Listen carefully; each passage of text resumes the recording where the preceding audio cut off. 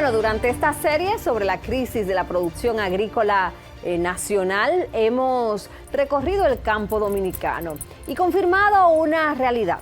Las importaciones, señores, han ganado espacio en productos esenciales de la alimentación nacional. Lo vimos con la cebolla y con la habichuela en San Juan, con el ajo, la zanahoria y la papa en Constanza y también con el arroz y el pollo en el Cibao.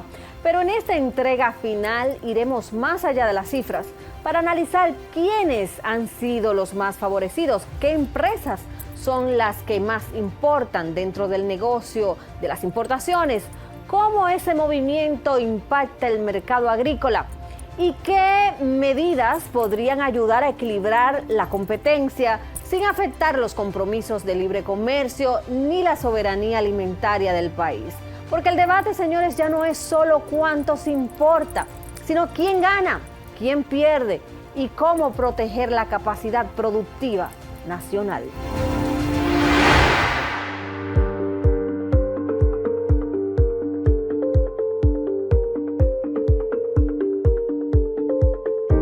Durante esta serie de investigación recorrimos los principales polos agrícolas de República Dominicana y encontramos una tendencia que se repitió de norte a sur. Mientras las importaciones aumentan, la producción nacional denuncia una pérdida progresiva de espacio en el mercado.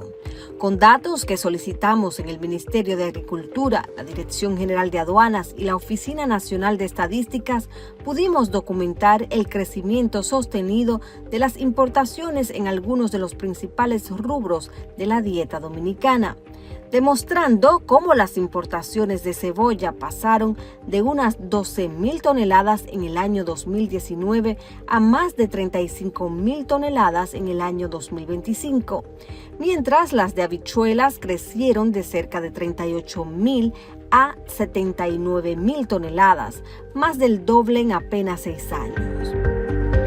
Las importaciones de ajo aumentaron 82% al pasar de 8,171 toneladas a 14,773 toneladas métricas, mientras la superficie sembrada cayó desde entre 16,000 y 20,000 tareas hasta apenas 1,200 tareas, según los productores. En ese mismo periodo, las importaciones de papa crecieron 104%, al pasar de 37,495 a más de 76,600 toneladas. Y las de zanahoria aumentaron 39%, alcanzando en 2025 sus niveles más altos de los últimos años. Las importaciones de arroz crecieron 35% en volumen y 114% en valor, registrando en 2024 más de 213,000 toneladas métricas importadas y compras superiores a los $152 millones. A esto se suma que las importaciones de carne de pollo aumentaron 36% durante el primer trimestre del año 2026 respecto al mismo periodo del año anterior. Independientemente a las estadísticas, los productores mismos de cada rubro y en diferentes comunidades coincidieron en que las importaciones se han desbordado. La situación es que se traen importaciones en el mismo momento de la cosecha. Y entonces lo que nos tiene a nosotros jodido las importaciones.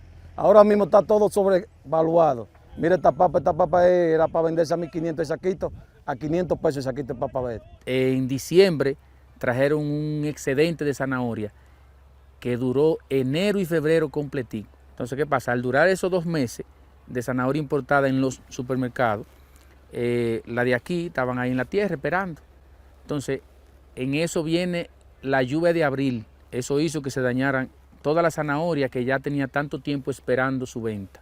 Es que el problema ahora de aquí, de la importación de este presidente, está importando todo para acá, ¿entiendes? Cuando ya viene a entrar la cosecha, ya los almacenes están llenos. Entonces ahí viene lo de la factoría porque están en exceso de arroz, entonces ahí no tienen salida. Las grandes importaciones lo único que han hecho es traer miseria, llevar a los productores a la quiebra. Estando nosotros en plena recolección, pues estaban los almacenes llenos de cebolla importada y los mercados también.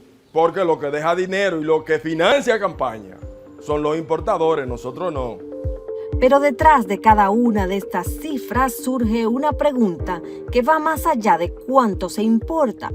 ¿Quiénes reciben los permisos para importar? ¿Quién decide esa distribución y qué consecuencias tiene ese modelo para la producción nacional y la seguridad alimentaria en la República Dominicana? Para comenzar, hay que decir que existe una estructura legal que determina quién puede importar, cuánto puede importar y bajo cuáles condiciones. Y precisamente es ahí donde comienza una de las discusiones más sensibles alrededor de este tema. ¿Está funcionando el sistema diseñado para equilibrar la producción nacional con las necesidades de abastecimiento del mercado o estamos frente a un modelo que termina favoreciendo siempre a los mismos actores? El decreto 553/22 establece que las importaciones agropecuarias sujetas a contingentes deben ser administradas por la Comisión para la Importación Agropecuaria, un organismo presidido por el Ministerio de Agricultura e integrado además por otras entidades. Efectivamente, existe la Comisión para las Importaciones Agropecuarias que preside el Ministerio de Agricultura y se hace acompañar por otras instituciones como el Ministerio de Industria y Comercio, la Dirección General de Aduanas, entre otras, que actúa en base a reglamentos como el 553/22 y el 319 del 22 también, que establece el registro para importadores. La normativa establece además categorías diferenciadas de importadores. Los llamados importadores tradicionales reciben la mayor parte de los contingentes. Hay importadores tradicionales y hay importadores nuevos. También dentro de esas categorías están los que son procesadores, detallistas y distribuidores, que también tienen porcentajes establecidos para ser parte de esos contingentes.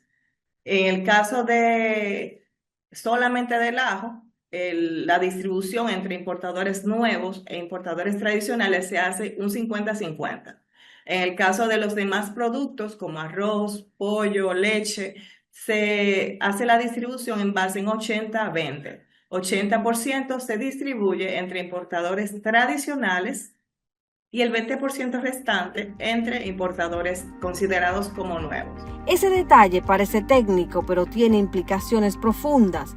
La legislación reserva el 80% de los contingentes de productos como arroz, pollo y leche a quienes ya tienen historial de importación.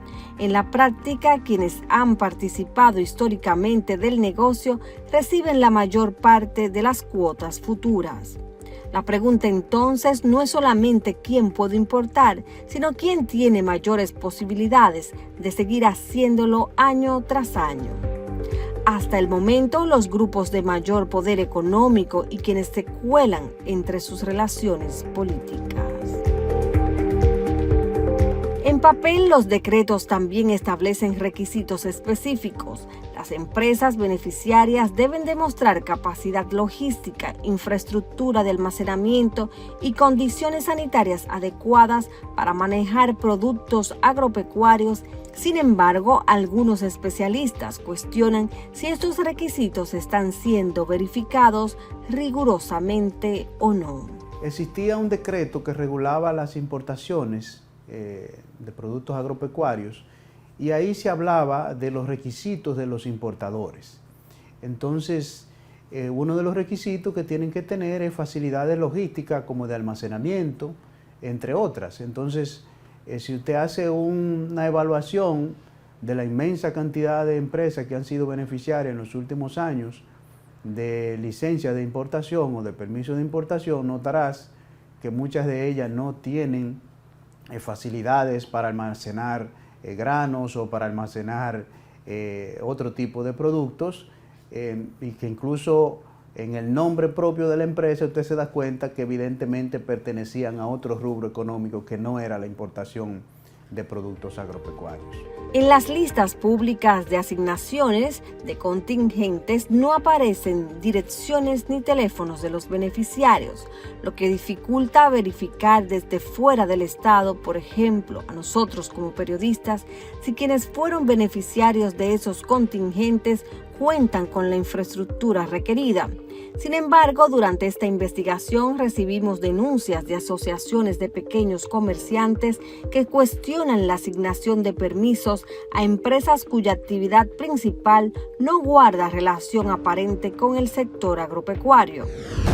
Uno de los casos es el de Aeroelectrohans. Una comunicación enviada por ellos al Ministerio de Agricultura en enero del año 2026 solicita autorización para que esta compañía importe 1.232 quintales de ajo fresco procedente de China. Al revisar en la Oficina Nacional de la Propiedad Industrial ONAPI, encontramos que la actividad registrada de la empresa está vinculada a las instalaciones de sistemas eléctricos, venta de materiales y equipos electrónicos, una actividad muy distinta a la importación y manejo de productos agrícolas. Otro caso aparece en las asignaciones de arroz semiblanqueado. Productores consultados expresan preocupación por la aparición de numerosos importadores nuevos en un mercado ya acaparado por las importaciones.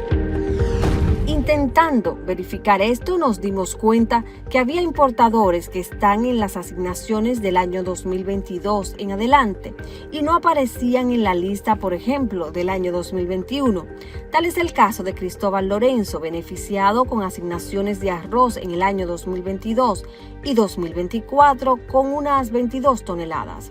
Al rastrear su nombre y cédula en Internet, nos lleva a un documento de evaluación de desempeño del Ministerio de Obras Públicas del año 2021, donde aparece como supervisor general de mayordomía.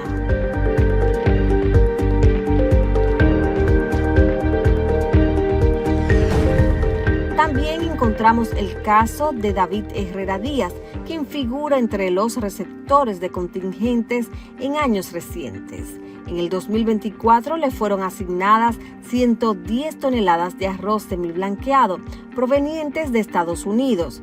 Este nombre tampoco aparece con importación asignada en el año 2021 y es en el 2022 cuando comienza a aparecer con 66 toneladas asignadas. Al buscar su nombre y cédula en Internet, aparece en una noticia del año 2013 como miembro del Comité Ejecutivo Nacional CEN del Partido Revolucionario Dominicano y luego en febrero del año 2025 fue designado por el presidente Luis Abinader como director del Instituto de Estabilización de Precios INESPRE. Sin embargo, los ejemplos encontrados plantean una interrogante legítima. ¿Cómo verifica el Estado que los beneficiarios cumplen efectivamente las condiciones técnicas, sanitarias y logísticas exigidas por la normativa y que no se beneficia simplemente a los importadores por sus relaciones como funcionarios, empleados públicos y amigos del partido de gobierno? Usted va a importar carne de pollo o va a importar granos como arroz, habichuelas, usted tiene que tener almacenes. Y almacenes con condiciones que pueda controlar la humedad relativa, que pueda controlar la temperatura, ciertas certificaciones sanitarias para el manejo de ese tipo de productos alimenticios. De manera que hay una serie de requisitos que si se investiga a fondo va a encontrar decenas de empresas que no cumplen con eso. Y de personas físicas también que recibieron permisos de importación que no tienen ninguna de esas facilidades. Y ciertamente al revisar la lista de importaciones nos encontramos con varias personas físicas con pequeñas asignaciones de entre 20 y 40 toneladas de diferentes rubros y que desde el Ministerio de Agricultura dicho documento nos fue entregado con información tachada, protegiendo ¿qué? No sabemos. Pero sin esa información tachada, así, sin dudas, es más difícil investigar y llegar a estos importadores.